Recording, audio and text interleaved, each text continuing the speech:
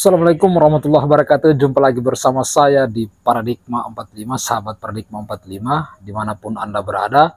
Semoga kita semua senantiasa diberikan kesehatan oleh Allah Subhanahu wa Ta'ala untuk senantiasa menjaga negara kesatuan Republik Indonesia.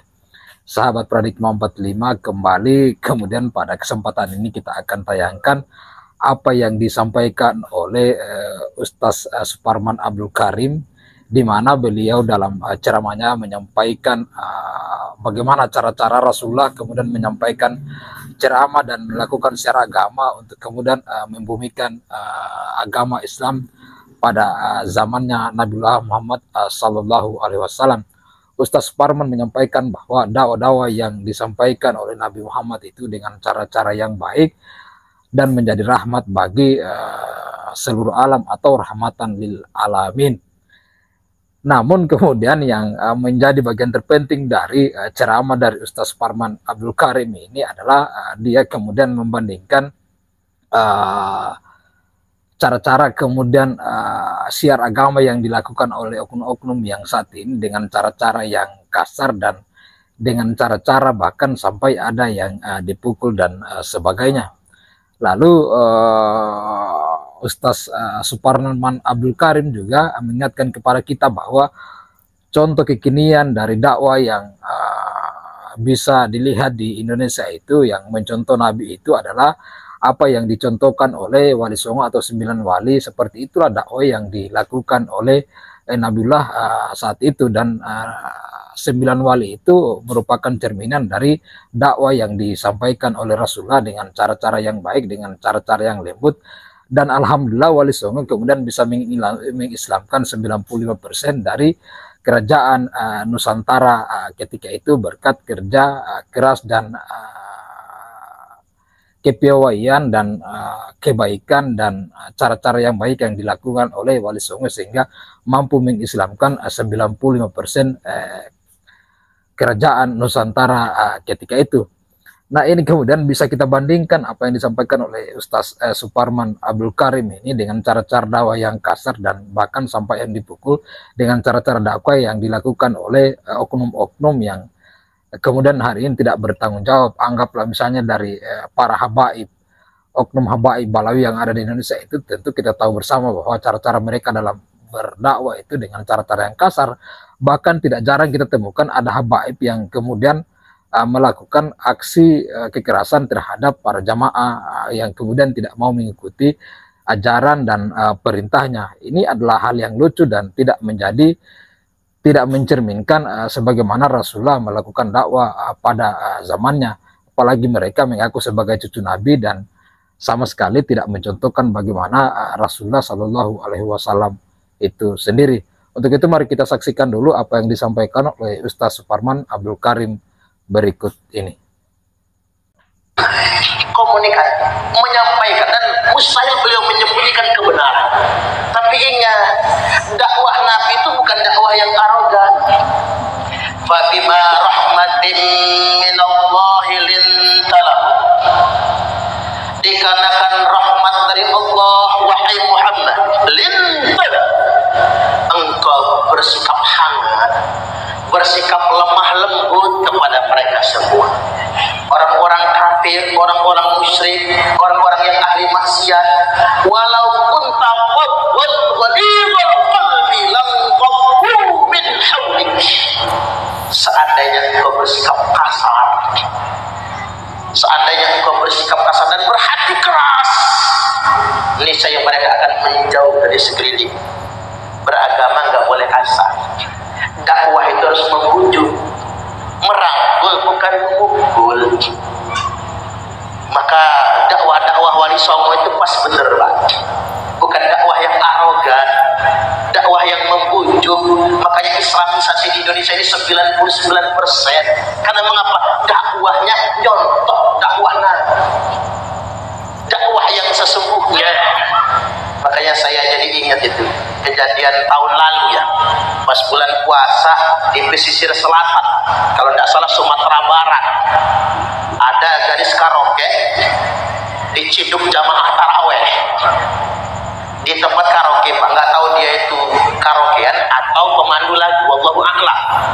dibawalah ke pantai, dijeburkan ke laut, dan dijeburkan, dimandiin. Mohon maaf, ada perbuatan asusila beberapa jamaah, megang-megang hal yang tidak sepantasnya, padahal yang melakukan pakai sarung, pakai peci, kan tidak pas begitu. Itu bukan dakwah Nabi. Bersikap begitu bukan yang benar, yang bukan yang diajarkan oleh Nabi. Saya jadi ingat sejarah Gusmi. Gusmi itu ulama besar, keluarga besar dari Pondok Pesantren Pelosok Kediri. Ceritanya beliau mau berangkat ngaji, biasakan ngaji zaman dulu tuh jam 12 malam, kadang baru mulai kan Pak. Yang hadir 2.000-an kan. Sekarang mana ada jam 12 malam bubar jamaahnya. Di ceritanya pas berangkat ketemu cewek lagi berdiri di pinggir jalan, sama Gusmi diampirin, kata si cewek, rezeki nih, suruh masuk, naik mobil, kata si cewek, Pak, Bang, mau dibawa kemana hotelnya? Ikut aja, kata Gusmi. Betapa terkejutnya si cewek, ternyata bukan diajak ke hotel, dilihatnya ribuan orang di sebuah lapangan pengajian akbar. Gemeter si cewek. Bang, pulangin saya, kata dia. Nggak usah pulang, kamu tunggu aja situ. Terus gimana ini? Tunggu aja sebentar. Gusmi turun, ngomong sama panitia, itu Bu Nyai ikut juga. Bu Nyai ikut. Bisa pinjam baju nggak sama kerudung? Karena Bu Nyai tadi buru-buru. Oh iya, dicariin sama panitia, Pak, baju sama kerudung dipakein. Begitu si cewek turun, Pak, rebutan, mama cium tangannya. Padahal mah jomblo gitu ya. Dicium tangan, cium bebe, duduk paling depan, gemeter ya. Sepanjang pengajian Gusmi ceramah, Pak, dia tahan air mata, serba salah, dunia seperti miring sebelah, Pak. Saking bingungnya dia, atap seakan-akan akan runtuh, langit akan runtuh seakan-akan dia duduk paling depan, dikasih makan enak-enak, bekas minumnya Bu Nyai minta, ya ngalah berkerah. Subhanallah, makan bareng ibu-ibu itu didahulukan, begitu pulang dicium-cium sampai ibu pengajian. Kata ibu-ibu pengajian itu, udah kerudung sama baju gamisnya buat Bu Nyai saja, padahal mah jomblo. Sama Gusmi nggak dikasih tahu, Pak.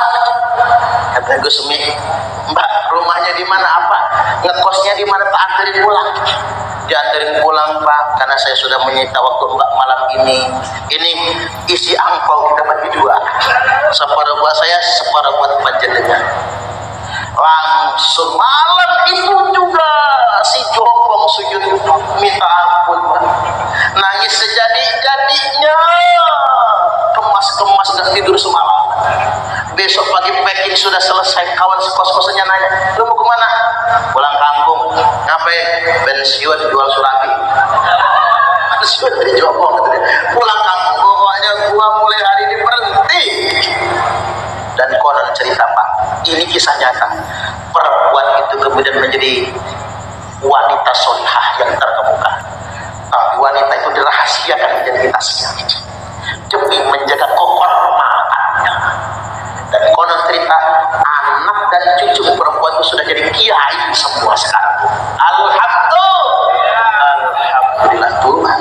Itu dakwah yang sesungguhnya, tablik yang sebenarnya. Bukan ngancam-ngancam, bukan marah-marah, bukan memaki-maki. Itu dakwah yang sesungguhnya. Yuk kita teladani Nabi kita.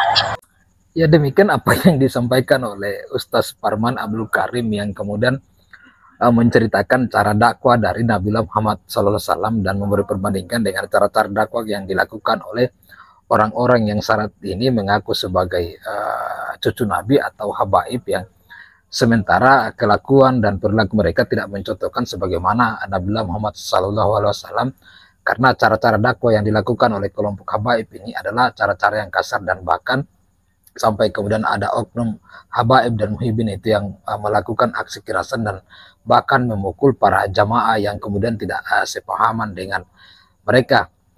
Yang kemudian yang paling menjadi pelajaran berharga buat kita bahwa lagi Ustaz Parman Abdul Karim menyampaikan kepada kita bahwa cara dakwah yang dilakukan oleh Rasulullah itu dicontoh oleh 9 wali kita untuk kemudian mengislamkan Indonesia dan Islamisasi yang dilakukan oleh para wali songo ini seperti yang disampaikan oleh Ustaz Suparman Al-Bukarim bahwa bisa mampu mengislamkan Nusantara ketika itu sampai 95% karena dengan cara-cara yang baik, dengan cara-cara yang bijak, dan dengan cara-cara yang lemah lembut dan tidak melakukan kekerasan dan sikap arogansi untuk kemudian menyampaikan bagaimana Islam itu bisa menyeluruh ke kerajaan Nusantara ketika itu, dan alhamdulillah bisa kita nikmati sampai saat ini.